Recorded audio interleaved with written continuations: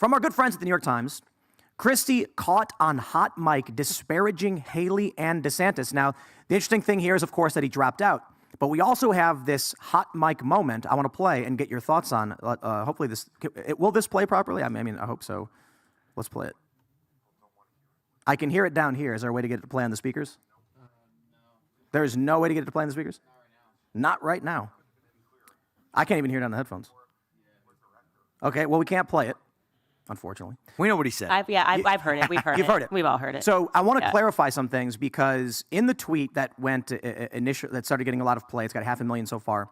It says, Christie says, Nikki Haley is, quote, gonna get smoked, and you and I both know it. She's not up to this. In regards to Trump, Christie says Ron DeSantis called him up petrified. Now, what Christie says is, Ron called me petrified that I was gonna, or something like that, and then cuts off. Someone else then intervenes and says, he's probably getting out after Iowa. I personally do not believe Ron drops out after Iowa. But I'm curious, there's a few things. Candace, you actually made a really good point about this, if you want to. So when I was sitting down, and I think I actually said this on my podcast, but during the first Republican debates, it was the energy going into it was essentially that DeSantis was going to have to come out and say stuff against Vivek, obviously, because Vivek was having a surge in the polls. And interestingly enough, he didn't say anything to Vivek, but then suddenly Christie just went like an attack dog. And I just thought it was really odd. I was like, this feels strangely coordinated to me. I feel like Christie and Ron DeSantis are maybe friends, and they're all friends, and they all know that this is the guy that they have to attack.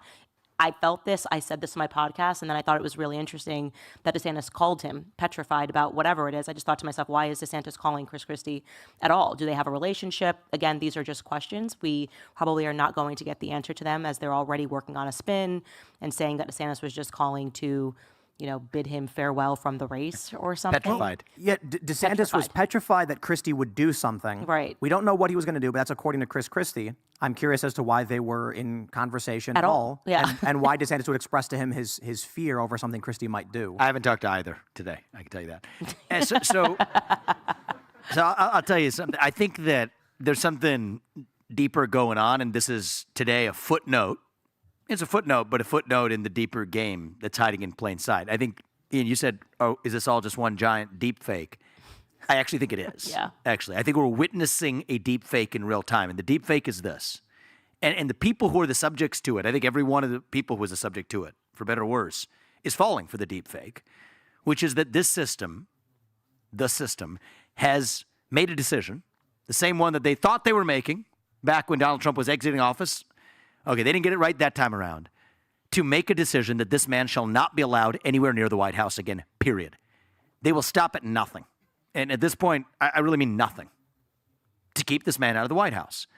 So what are they trying to do? I was trying to figure out for a long time. It didn't feel like it was going to be a Trump versus Biden race. There's a lot with Biden. You got the documents case coming out. Why are they trotting that against Biden after like 10 years? Hunter Biden, okay, we could have talked about it. Now suddenly it's gaining credibility. Didn't feel like it was going to be Biden. So I think incorrectly assumed that it was going to be Gavin Newsom or somebody else. This is the new puppet other than Biden they want to trot out. And I think what became increasingly clear is that they've actually found a much more convenient new puppet. A puppet who actually can give them a lot of air cover by being within the Republican Party or the guise of the Republican Party itself. And that's Nikki Haley, of course.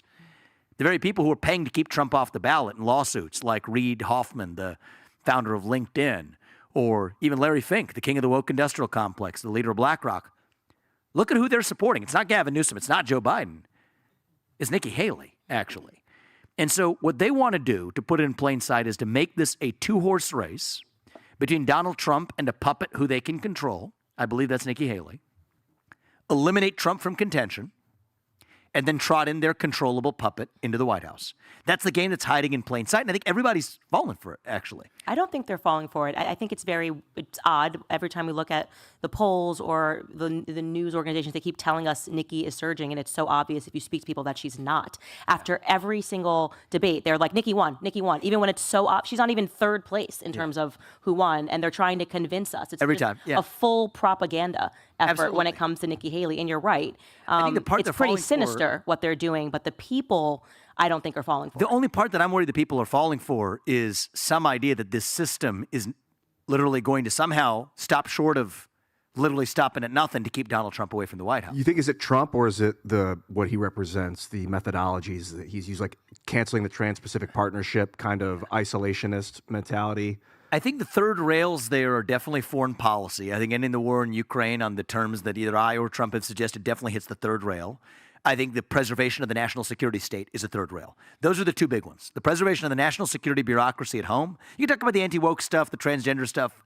Yeah, I mean, we have disagreements on the partisan basis, but that's all fine. It's mostly a deflection, actually. It's almost a convenient fact that Nikki Haley occasionally gets to say things that pay homage to the anti-woke movement. I don't think she has actual beliefs, but at least it's part of the cover.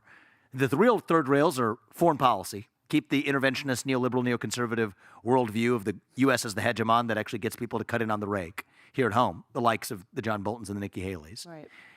And then third rail is the national security state at home. But I think in Donald Trump's case, I think that they've convinced themselves that with this man in particular, he is so dangerous to the future. He's demonstrated himself to be, their words, their view, not mine, that they have to and have a moral duty to this country. And when you believe you have a moral duty to do something, then you're bound by your more subordinate moral constraints. Because there's the everyday moral norms you operate against. But if you think it's about the future existence of humanity or a nation, then those ordinary constraints no longer apply. And I think that's the mode this system is now in. The ordinary constraints are, okay, you let people on a ballot. Not anymore.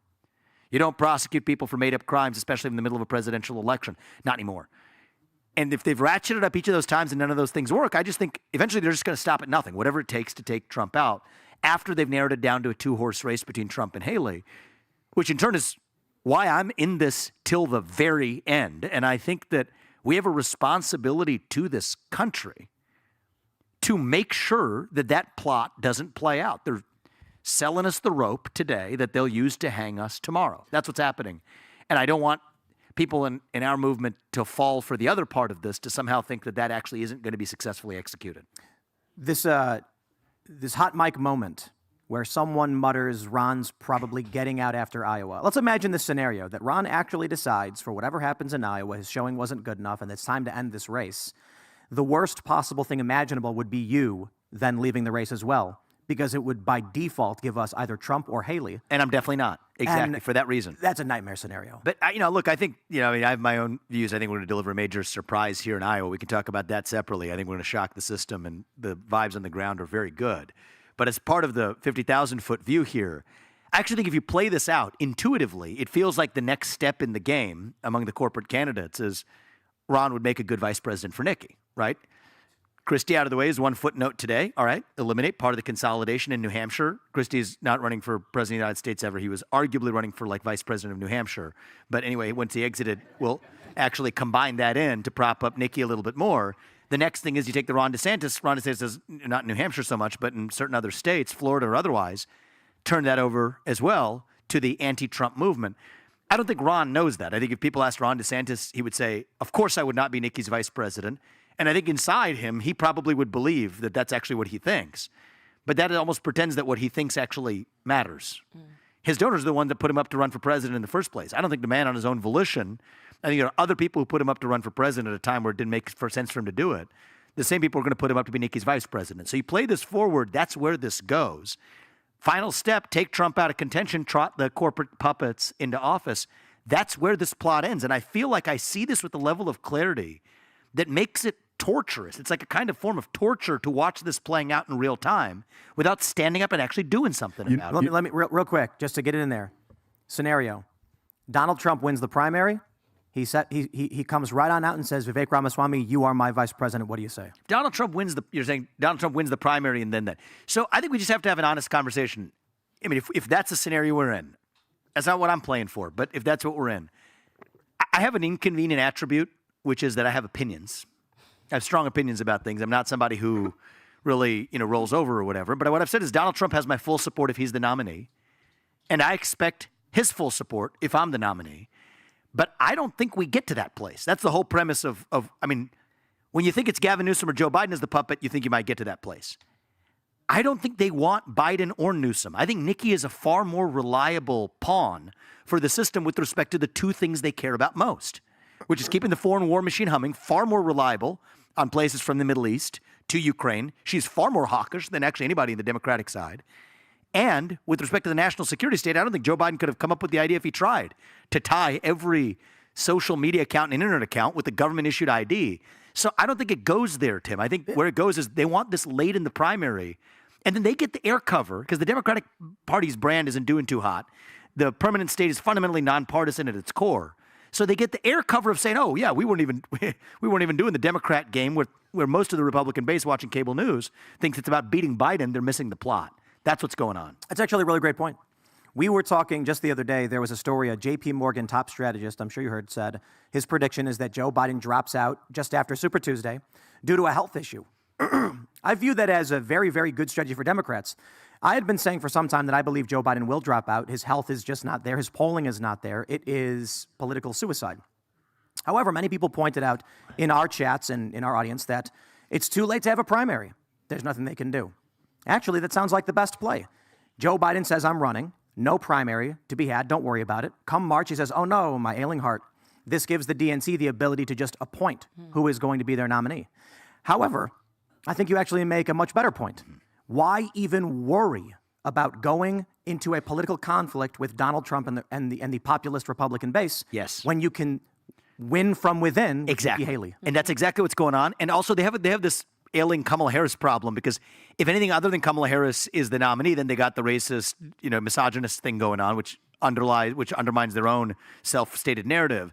And I think just the brand of the Democratic Party for the Larry Finks or the establishment puppet masters of the world, it's a little tarnished right now. Let them heal themselves. We're going to do this within the Republican Party with a much more reliable vessel, with a little bit more of a polished exterior, a little bit more committed on the pro-war agenda, and a lot more committed on the censorship and national security agenda here at home.